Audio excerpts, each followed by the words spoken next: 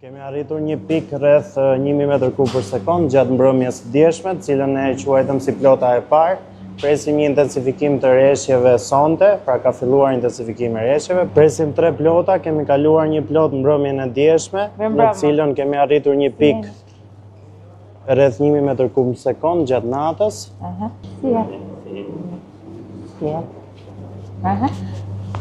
Dhe më pas presim një intensifikim të rreshjeve mbrëmjen e sotme. Ka filluar të rritet intensiteti i shiut dhe kemi marrë gjitha masat, si shikohet me gatishmëri të plot, jo vetëm me stafin, por edhe me gjitha mjetet e makineritë që kemi në zotrim. Duke qenë se Komani është një nga basenet më të vogla të Kaskadës, është dhe baseni më i rrezikuar në terma të prurjeve, kështu që më përpara, për shkak parashikimit të kushteve hidrometeorologjike që kesh kishte, ka marrë masat që tuli kuotat në fakt shumë herët që në datën 11 nëntor. Rreth datës 13 nëntor kemi njoftuar të gjithë njësitë e qeverisjes vendore, përfshirë edhe Agjencinë Kombëtare të Mbrojtjes Civile, që sipas parashikimeve tona prisnim që të kishim një set rreshjesh goxha intensive. Për thënë të drejtën, parashikimet e kesh kanë qenë shumë të sakta.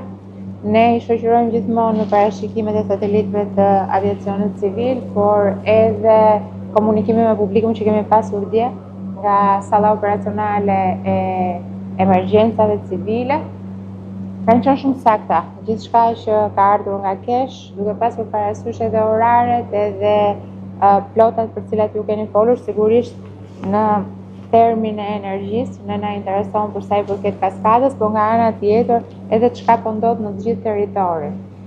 E kemi thënë gjatë gjithë kohës që problemi më i madh që ne kemi në rastin e Komanit është pikërisht prurjet anësore, ato që vijnë nga print, dhe për thënë drejtën janë të dukshme. Tani në rrugën që unë bëra, për shkak se ne zakonisht në Koman vim me varkat e vogla, dhe sot për shkak të motit unë e kam bërë në rrutë toksore, duke parë pak edhe kantierin dhe ecurinë e punimeve se si është duke shkuar, dhe kam parë që gjithë print anësor ishin duke u derdhur në liqen, kështu që plotat ne do t'i kemi, por nga ana tjetër tani ka filluar që të ketë intensitet edhe në zonën e Lezhës, edhe në zonën e Laçit dhe në zonën e Shkodrës, duke krijuar këtu problematikat që ishin parashikuar, por që edhe ne kemi marrë masa dhe shpresoj që të më t'jenë sa më të pakta. Ndërkohë që për energjinë sigurisht këto janë prurje të mirë pritura. Patjetër që ne na duhen këto momente. Sa e kemi kotën në këto momente në Koman? Kota në këto momente është rreth 167 metra mbi nivelin e detit, duke na krijuar një rezervë rreth 7 metra deri në kotën maksimale, pikërisht për të pritur intensifikimin e rreshjeve të mbrëmjes sotme, si dhe presim dhe një front të dytë që mund na vi gjatë ditës së premte, do filloj nesër, gjatë ditës së premte do intensifikohet, dhe është ajo që tham për të marrim masat paraprake për të ulur sa më shumë mundësinë e shkarkimeve pa prodhim. Momentalisht jemi me regjim prodhimi në maksimum, pra si hidrocentrali Komanit ashtu dhe Vaudeja se ka regjim në prodhimit në maksimum për të procesuar sa më shumë prurje nëpërmjet prodhimit, dhe kjo është e mira e gjithë kësaj situate. Ndërkohë sa i kemi prurjet në Vat Dejës? Në Vaun e Dejës prurjet për momentin janë rreth 200 m3/sekond, vetëm prurja anësore, përveç ato që sjell Komani nëpërmjet prodhimit. Fierza vazhdon të qëndrojë mbyllur, pra është një regjim i mirë përcaktuar nga kesh me qëllim. Pra qëndron e mbyllur përkatësisht për të mos rënduar situatën në Koman, si dhe për të akumuluar sa më shumë ujë në basen e Fierzës, i cili ka kapacitet shumë herë më të madh dhe kemi mundësi të akumulojmë sasi shumë më të mëdha ujë.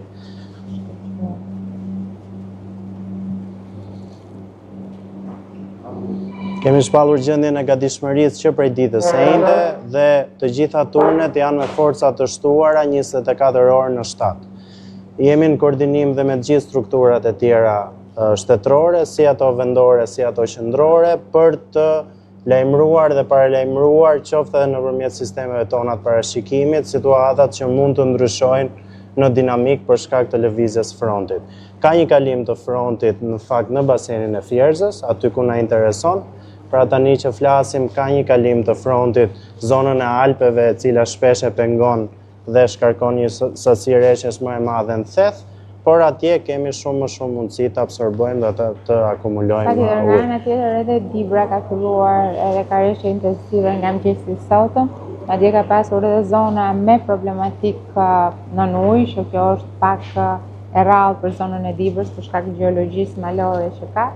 Fethi e kemi parë që mbrëm në darkë që t'jem basdite, që ka filluar që ketë intensitet të rritur të rreshjeve. Kështu që për sa i përket anës energjetike, besoj që gjërat do të shkojnë mirë dhe shpresoj shumë që të përballojmë të gjithë problematikat e tjera që po vinë nga rreshtet, sidomos në lindje të vendit, ndërkohë që pastaj pjesa tjetër e vendit duket sikur është nën kontroll për momentin. Si e? Përshëndetje, që të kam një zonë këtu. Mirë janë këtë situatën. Me këtë situatën e rreshjeve, po që ju në koma në zone.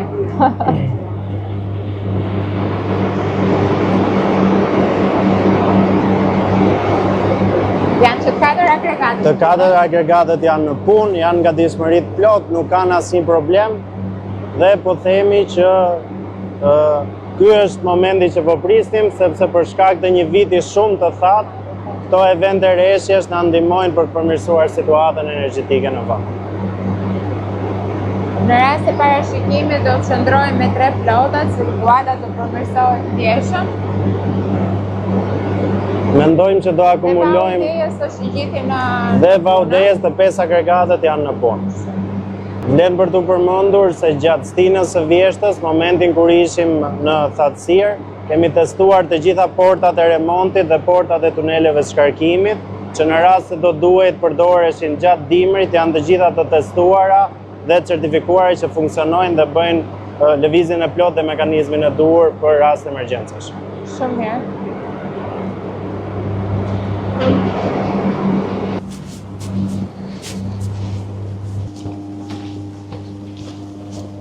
Jemi në bjefin e poshtëm, tu është praktikisht bishti i liçenit të Vaut të Dejës.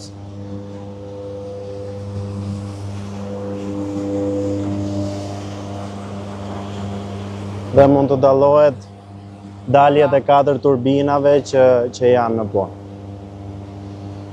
Gjithashtu dhe liçeni Vaut Dejës ka një kuotë mjaft përshtatshme për momentin, është rreth 71 metra. 71 mbi nivelin e detit, duke na lejuar një rezervë rreth 4.5 metra, e cila jo vetëm na jep mundësi të akumulojmë prurje në liçenin e Vaut Dejës, por dhe lehtëson punën për prodhimin e komanit, pasi kur rritet shumë Vaut Dejës mund të krijojë problematika edhe në prodhimin e komanit.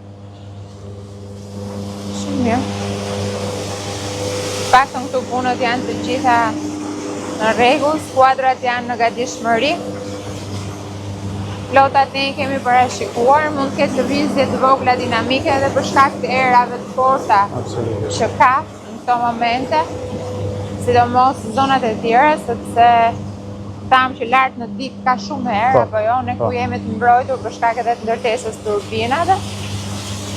Në ndërkohë që vazhdojmë punën me kapacitetet flotas, si në Koman ashtu dhe në Vaut të Dejës, qëndrojmë në komunikim të vazhdueshëm, ti sigurisht do qëndrosh vetë gjatë këtyre 2-3 ditëve në kaskad, ashtu siç tham, pret edhe një flot tjetër të premte, pra do të kemi edhe një prurje, po edhe agravim të motit, pra do ketë disi një përmirësim të motit gjatë ditës së njëjtë, por më pas do ketë një agravim tjetër të premte.